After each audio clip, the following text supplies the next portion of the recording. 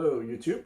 So welcome to my channel. Today I'm going to talk about the Simaudio Moon i5 integrated amp. Now this is a 70 watt per channel integrated amp. It has maybe 4 or 5 inputs, very not too heavy, very small, so it's great if it doesn't turn off when you turn it off.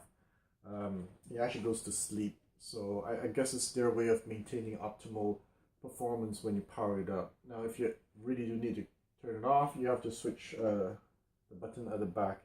It does get warm, it doesn't get hot, so that's why you don't see little holes and vent on them. Just a heat sink probably on the side, so it doesn't get really hot, but if you put it in a closet or cupboard, make sure you have good ventilation for it. Good part about it, it has a preamp, so you can use it as a preamp. So how is it as a preamp? It's actually very good. I'm comparing to preamps that are probably $500 used. If I were to compare it to, let's say, a Simaudio Celeste P5002, I would say it's pretty much on par with it. Now that preamp has the preamp unit itself, it has the power supply, so that's a very high-end design, and yet this can probably compete with it. Now I say probably because I personally could not tell the difference, and I didn't spend too much time doing an A/B test, but my friend who actually took both units home did an A/B test, and he said that the P5002 is probably just a little bit better than this one when you're using it just as a preamp. But having said that, it is very good. Now, the other good thing about it is that, let's say you got a pair of speakers that are difficult to drive, like my Dynaudio here, 84 dB. You can actually use the pre-out to plug it to a more powerful amp, right? So therefore, it allows you, well, I guess you use it as preamp then to drive these, or maybe you can use its amp to drive the top part, like the treble and the mid-range, while using the pre-out connecting to an amp to drive the bass, right? Now, having said that, this unit, 70 watt per channel, if you read on the internet, you'll see that people say, well, it's a bit more than that. It doesn't feel like a 70 watt per channel integrated amp. It feels like there's more power than that. And to test that, I actually connected to my Dynaudios here, the Contour 2, and they're 84 dB, very difficult to drive. How is it? It's actually surprisingly okay. When we drive these kind of speaker, and when you're under power, there's a lack of bass. And it sounds like somebody is yelling as opposed to singing when you push the volume a little bit high. This don't have that problem. So there is still bass, and of course, if you compare to a 500 watt Dynaudio Contour or a Bryston 4B SST 300 watt, of course there's no comparison when it comes to the low end and the bass, right? But for a 70 watt per channel integrated amp, it's actually pretty impressive. So I was actually very surprised. Now, how does it sound? I would say that it sounds very clean. That's one thing I noticed with Moon's product. They're very clean, quiet background. It's fast. If I have to sum in one word, it's clarity. And you know, if you never try Simaudio's product, that's something you probably notice when you give it a try. I personally like it. When I removed my Accuphase from my Dynaudio and plugged it in, the first thing that struck me was that, oh, okay, so this is the new type of sound. It sounds like my Marantz, which is about 6 years old. So if you're somebody who's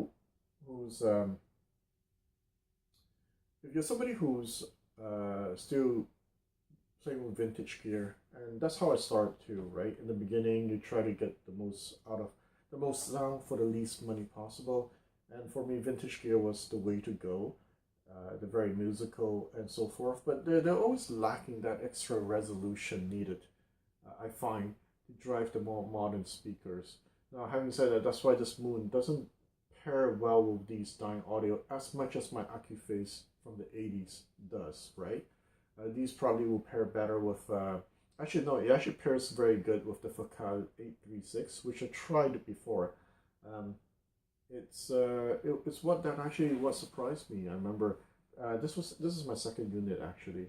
At the time when I picked up the i5 and I put it with the 836, I was like, wow, maybe I can just get rid of all my gear and just keep this i5. Of course, I'm greedy, so I keep trying different gears, and eventually I sold it.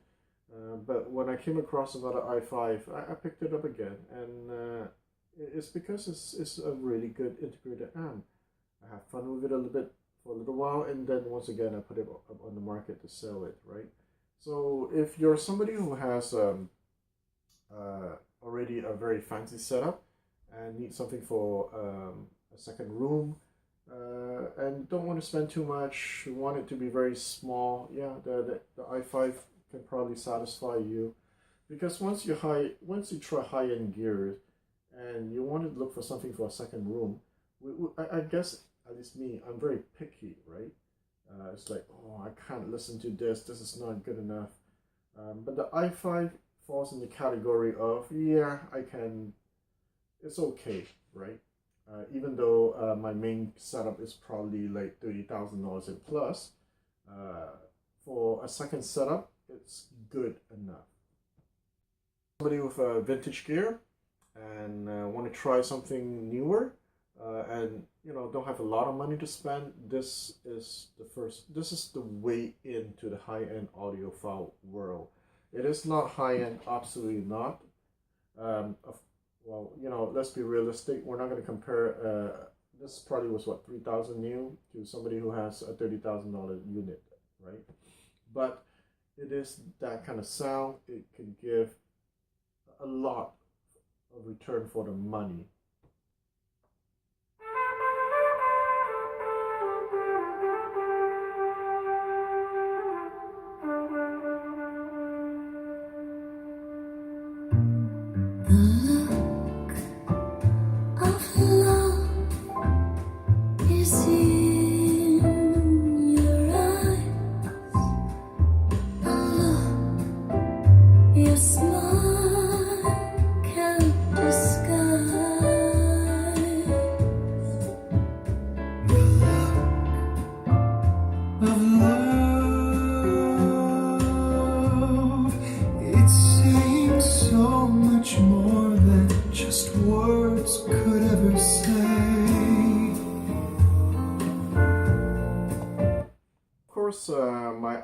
My cell phone with its mic will not do the recording justice, right?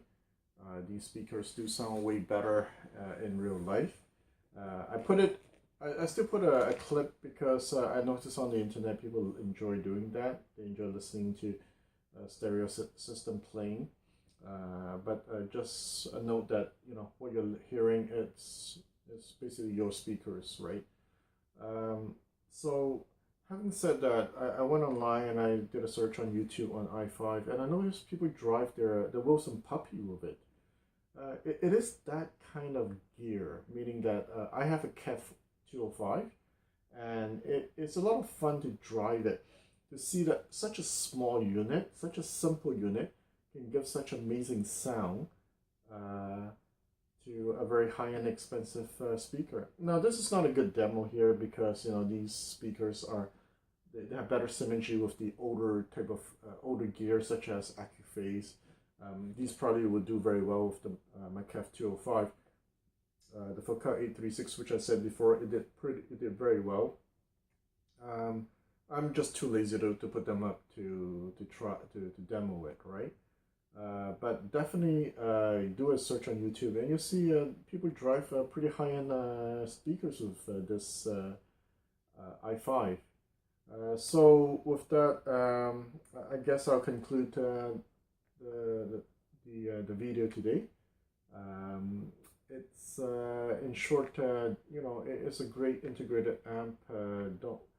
I feel It's unfortunate that you might miss out on it if you think that, oh, it's an integrated amp, I'd rather go separate.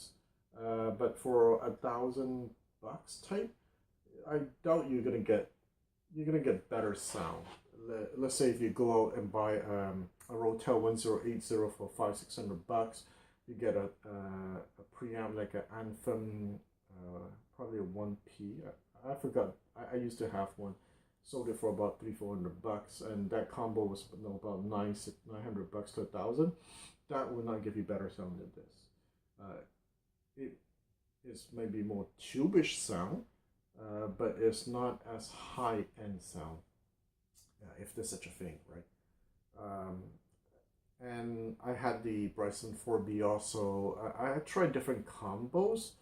Sure, they sound good, but when you put it against this integrated amp, I mean, this can easily hold its own, if not sound better. As I said, it's very clean, and the cheaper gears can't do that. So for that reason, that's why this is my second unit. After I sold the first one, I still come back to it. This one makes me want to go out to buy the high-end Moon integrated amps. I'm still looking for one, so definitely highly recommend it. All right, so that's it for me today. Thanks.